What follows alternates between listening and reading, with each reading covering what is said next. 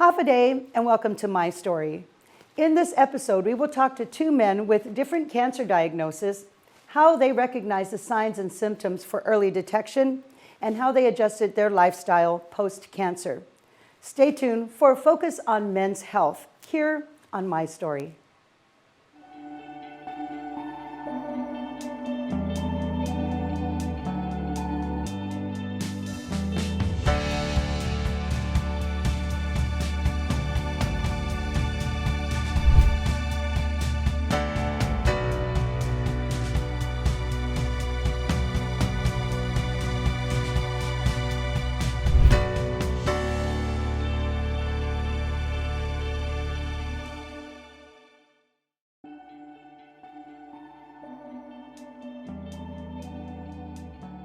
Half a day and welcome to My Story. Here on the hot seat today in this episode we have, and I call it a hot seat because it's not really easy for us to have men come on the show and talk about some of the issues that they've been going through. But I was fortunate enough to have a couple of men here, and to start off this episode is James Turbio, who we used to work together for many years ago, and just recently you were just diagnosed with cancer. About a year ago. A year. Yeah, and I didn't even know the it. year, Yeah. to the T, right? Almost to the year, yeah. You are a husband and father. So your wife, her name? Alma. Alma, okay. My two boys, my oldest is Logan, and my youngest is Adam. Okay, Yeah. and so their age ranges is about, are they teenagers? Yes. They're teenagers. My son just turned 15, and the other one's like 2 years younger, 13, going to 14, yeah. So you and Alma have a very spiritual relationship, marriage, right? You both go to church, you serve. We're both lectors. My sons are both serve, the mass as altar servers. Okay. We're very much involved in our church. Yeah. How, if you don't mind me asking, how old are you?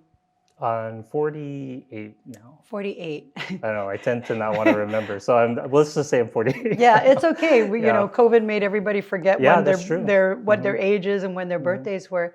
So you're 48, and that's quite young for any type of cancer diagnosis, right? From what I understand, I know the testing age starts at 50, if I remember correctly. Right. So it was kind of fortunate enough that I was within that range anyway. Mm-hmm. So they just went ahead with saying, let's just do a colonoscopy.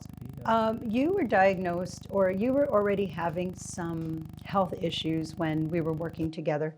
I remember you saying you had a lot of stomach issues, right? Is that what, I mean, the first signs of something was wrong? Yeah, pretty much. I had difficulty with bowel movements, having a normal bowel movement. Mm-hmm. I would have a bowel movement, but then I would always still feel like I was full. Mm-hmm. I'd always still, like, I wouldn't be able to get everything out. Yeah. Okay. And then what really happened was I started to get started to see blood in my stool. Mm.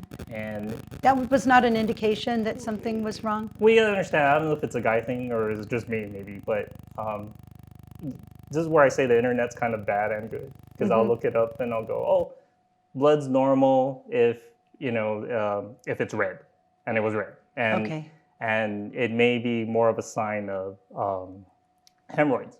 Okay. Which I did have hemorrhoids. When I did get checked, I did have hemorrhoids. So we kind of just blew it off as that. I didn't think much of it. Okay. The thing was, it just got worse.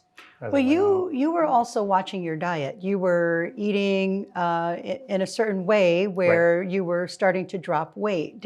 At any one point, did you ever think that any of those stomach issues were related to your diet? Yes. So that's kind of why I didn't really think much of it.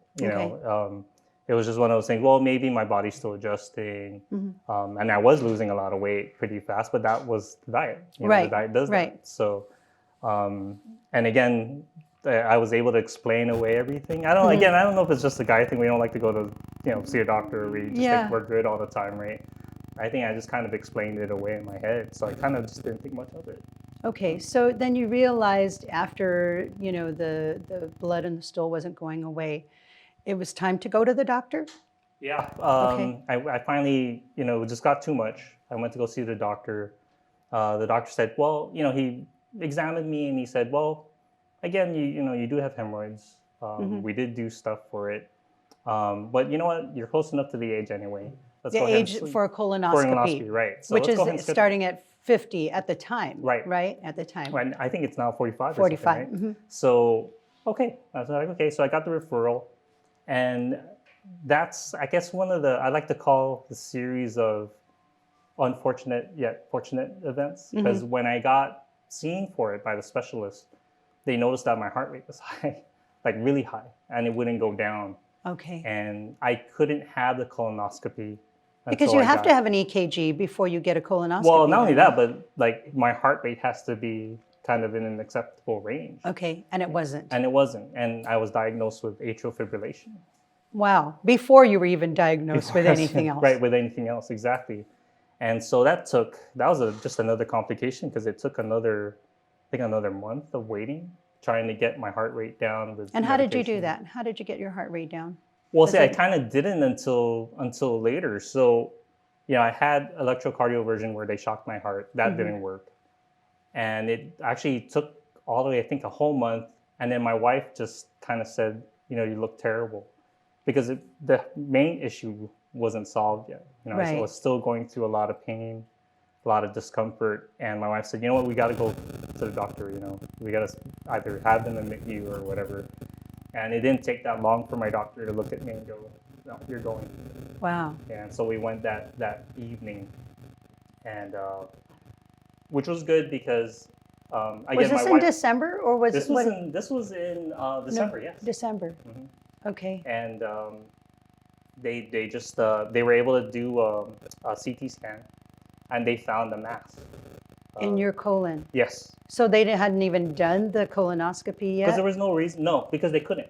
Oh, My because heart of your was still heart. right. Okay. So it was a rather large one. I couldn't tell you how big it was. I just know it was big.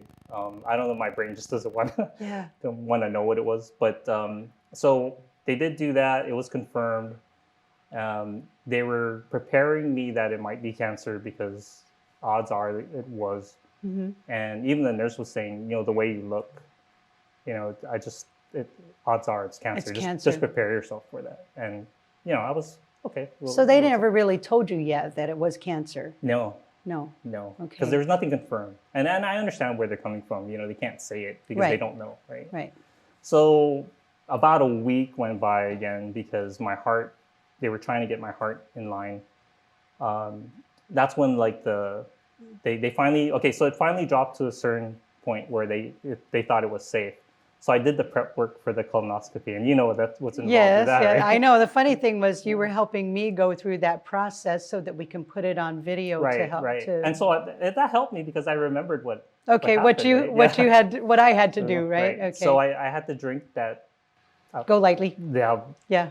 Enormous was- amount of. Yeah, it seemed like a lot liquid. of, right? And so I did that. But I like to laugh at it because when we were going to do it, the doctor said, no, we can't. Your heart's still so they high. canceled it. Oh. And I was almost done. Oh, so that's the funny part. But they elected to give me another procedure to give me some relief because, mind you, this whole time I'm still in pain, still in right. discomfort. Right. So having a hard time. So using they wanted to drain the abscess, the mass, right? But again, the funny part was when they went to do the procedure, which is very uncomfortable, mind you, they couldn't find it. They to- couldn't to find do- the mass. Yeah, to do it, which is very Interesting. odd, right? So I come back to the room very disappointed. I'm still in pain. And then the doctor or the nurse was telling me, oh, you know what? Your surgery's back. Okay. But I couldn't just do it. I have to go through the whole process again. The colonoscopy. The colonoscopy, right? So I had to drink the All over liquid again. all over again. And it actually, again, part of that unfortunate but fortunate series of events was my doctor told me that you have to be absolutely clean when we do the colonoscopy and maybe the colectomy, the surgery. Okay. Because if you're not, I can't attach you. Because they could remove the mass while they're in there doing the colonoscopy, right?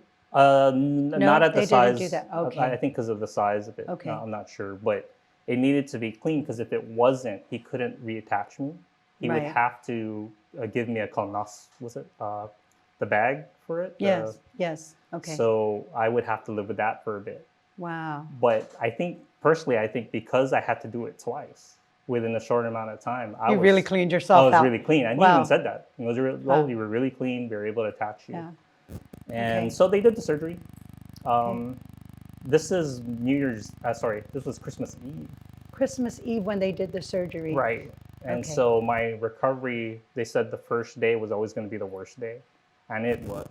Wow. That Christmas day was. There was a just- picture that you showed me that made me so, I mean, I was so sad just seeing your family outside of the hospital Yeah. because this is during COVID. They Right. can't come into the hospital. Mhm. And they're holding signs out, saying Merry Christmas. I was like, I just wanted to bawl because I'm sure, that must have felt really lonely in the Oh man, there were hospital. times like I mean, you're alone a lot, right? So Yeah. it's dark and I'm just alone and you're just kind of really it's really Yeah. depressing, Well, you were able to, they were able to remove the mass. Yes. And they were able to get things back to normal with you. Yeah, somewhat. You still have to get regular checkups, right? Yeah, Yes. so in fact, I have to get checked every year now. Okay. I have to have a colonoscopy every year now just to be sure. And I actually, maybe even after this, I need to get it scheduled for next Okay. month. It's a good reminder. Yeah, it is. So it's been a year. Mhm. Look at that. And now, so your family now, I wanted to talk about how your spirituality got you through all of this, not just your ordeal, but going through it during COVID. How do you explain how your spirituality helped your family get through it? Well, I think, the first thing though is, I think I don't want people to think that, I'm this pious person and I never had a doubt and, everything was great. I always believed and, not at all. I mean, you do have doubts. I had so many doubts when it first happened that, why me? You do have that why me, especially after, serving in the church and doing all these things. You're kind of like, well, why are you doing this to me? Yeah. And then even when you're going through all the pain and you're by yourself and you're just like, God, I don't think I can take this.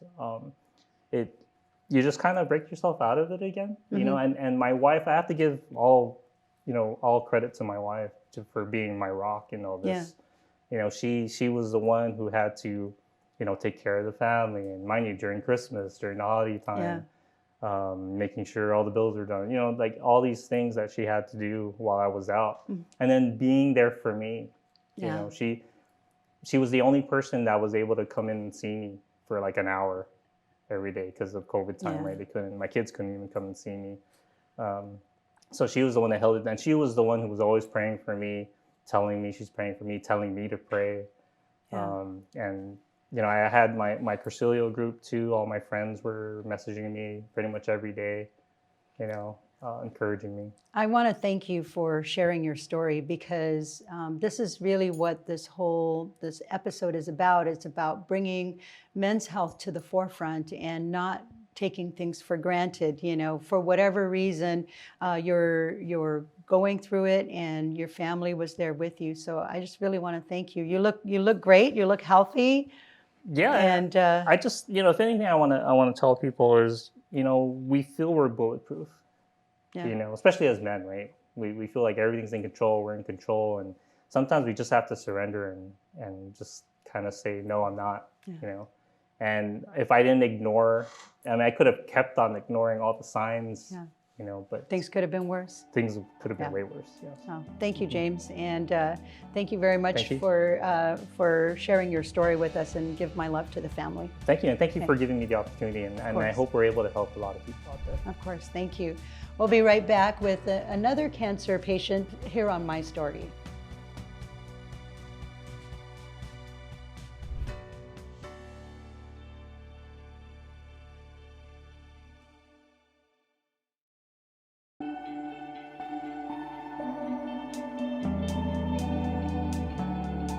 Half a day, and welcome back to My Story.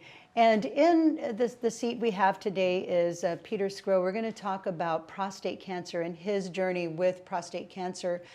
But prostate cancer is the number 3 cancer diagnosis for men specifically on Guam. And then also there's like 9% of men who are diagnosed with prostate cancer that pass away.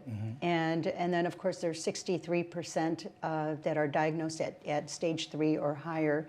I want to thank you for sharing your You're story welcome. Sure. here with us here on My Story. I mean, it said 63%. Do you remember what stage you were diagnosed at? I was very fortunate. I was diagnosed at stage 2. Stage so 2. mine was caught pretty early. Okay. How old were, if you don't mind me asking, Yeah. how old were you when you were diagnosed? I was 51 when I was diagnosed. 51. Uh-huh. How did you recognize, or what led you to get tested? Was there any signs that you had, or? No, I absolutely had no symptoms. Okay. I have to say that I was lucky that I educated myself as I was getting older about prostate cancer after learning it was pretty common on Guam, and that a pretty large percentage of men pass away from it. So I basically had my doctor start to do, every time I took a blood test, called a PSA test. Do you remember what PSA stands for? Prostate antigen test. Okay.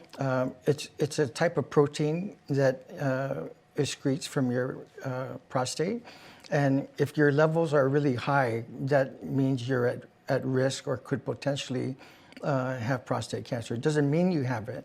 Okay. The only way you can tell if you really have cancer is if you have a biopsy done. Okay. Okay. So you had that PSA test done. Yes. At 50. I started at 50, and everything was fine at 50. I think your audience would appreciate that this is not a special blood test. Okay. If you go in for your annual checkup, you just tell your doctor, I want a PSA test, and they just check the extra box. It doesn't cost any more. Okay. So it's really easy, and it's really worth the time to do it. Okay, so it's not something extra that you have to go and get done, No. like, for example, a colonoscopy is an extra Yeah. test, right? So this blood test, basically, the doctor will just look for the levels, your protein levels in your prostate. Correct. Right? So you were diagnosed at 51, so the following year you went and had a blood test, or an exam again, had the blood test taken, and then what? Well, what I did is, when the first test came back, the PSA test came back with high levels. Okay. In discussing it with my doctor, it's not conclusive that there's anything wrong with just one. So we had multiple done over about a 4-month period. Okay, so you went back once every month for the PSA test. Okay. And every single time the elevation was at between 8 and 9, which is considered high. Okay. So it was at the last one where my doctor said that it would be a good idea to get a biopsy. Okay. So I eventually flew to Seattle. There was a reason why I went to see a certain doctor that was also a surgeon, and had the biopsy done there, and it was literally painless. So you did your research, and you were Yes, I did. looking for someone who would take care of you as best they possibly can. Yes. And so that's what led you to Seattle. Yeah, Okay. because I think it's important to recognize that there's 2 types of surgeries you can have when you have prostate cancer for removal of the tumor. Because you're not just really removing a tumor, you're removing the entire prostate. The prostate is so small, so when you have a tumor or multiple tumors, you have to literally remove the entire whole prostate. entire prostate. So I was doing research on surgeons that did robotic surgery, and now it's very common. I mean, and you can have robotic surgery done even at hospitals in the Philippines now. I made it a choice to make sure I found a surgeon that had at least 1,000 procedures on the robot first.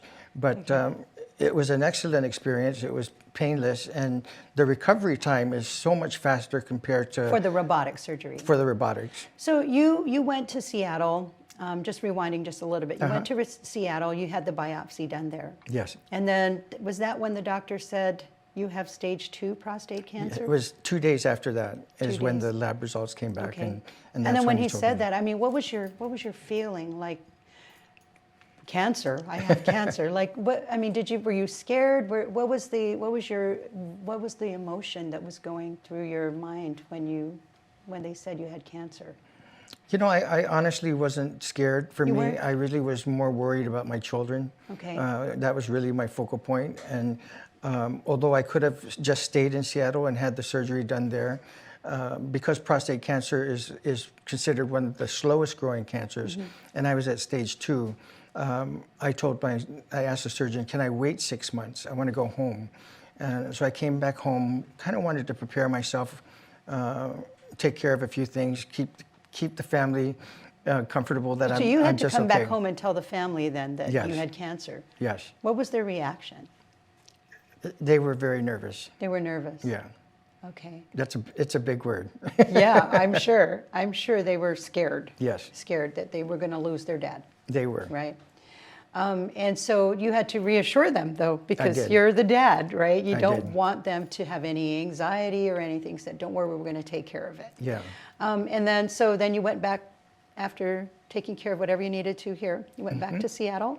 Yeah. And then there's the surgery. Just, The I robotic. want to say something because this will help men as well. Is something that I did before I went back to Seattle is I wanted to learn what I was going to be going through. So through the Guam Cancer Coalition, they have a wonderful program where they can put you in touch, if you're willing to speak, with somebody that has had cancer before. Yes. So I met 3 men that had prostate cancer and went through the robotics. We had lunches, we had coffee, I met several times, we've become good friends. And it literally mentally prepared me for everything. So by the time I got to Seattle, I was ready to go. Did you know these men already? No, I didn't You know them. didn't. No. So they were complete strangers, Complete and they were strangers. willing to sit with you and talk Yeah. to you about what you were going to go through. And- Is that and I do- something that you're willing to do now? I do it now. You do. Yeah, You do. whenever I get a call, Okay. I'm more than happy to share So my you're story. you're willing to share your phone number here I will. on My Story. Yes. Okay, well, thank you for that, because I do know that, and that's part of the reason why we want to open up this discussion here on My Story, because like you said, most people don't want to talk to other people Yeah. unless they have cancer themselves too. And right? I It's think, easier to Louise, share their the story. thing that, at least for me, that I find is we have such a high death rate for men with prostate cancer. Through my experience, there's no reason for it. Really, early detection of prostate cancer is so easy to do. I mean, it literally takes 5 minutes of your time. Just you to know, check, Just right? to check. Get that PSA test. You know, otherwise, if you don't do anything and then they find out you're at stage 3 or stage 4, then it could be too late. Right, right. And so there's about, I think some of the cancer stats are like over 460 men have died within a 10-year period from prostate cancer. That's correct. And it's a cancer that you can survive from. right? It is. Okay. It is. And so now, how many years later is this since you've been cancer-free? 10 years now. 10 years? Yeah. Do you still have to do you still get your regular checkup, but you don't need to do the PSA test anymore because you don't have the prostate, Yeah, you know, right? just because I tend to be a little cautious, Okay. I always have them check the PSA box, but Okay. it always shows 0 now. 0 because there's no prostate There's in no there. prostate, so it's always But 0. Just a normal routine, right? Normal It becomes a routine. normal routine. Yeah, just check that box. How do you feel? I feel great. Good? Yeah. Good? Okay, Feel really so good. you went through this whole ordeal. You said it was painless, and is there, other than, bringing awareness to all of your male counterparts, your friends, is there anything else that you'd like to tell them, to help them get through this or never have to go through what you went through?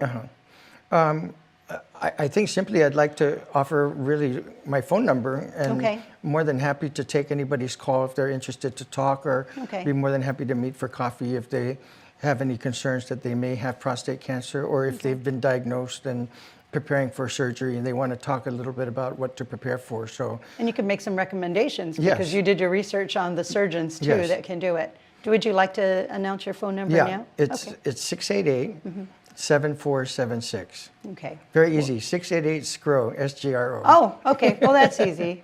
Thank you so much for You're sharing welcome. your story Sure. here. I know most men will not expose their health issues that they've had. And I'm just very, very fortunate and honored to have had you sit in this episode to bring men's health to the forefront. More than happy to do it. Thank you for inviting me. Thank you. Thank you so much, Peter. Thank you. Thank you very much for joining us here on My Story. My name is Louise. Have a great day.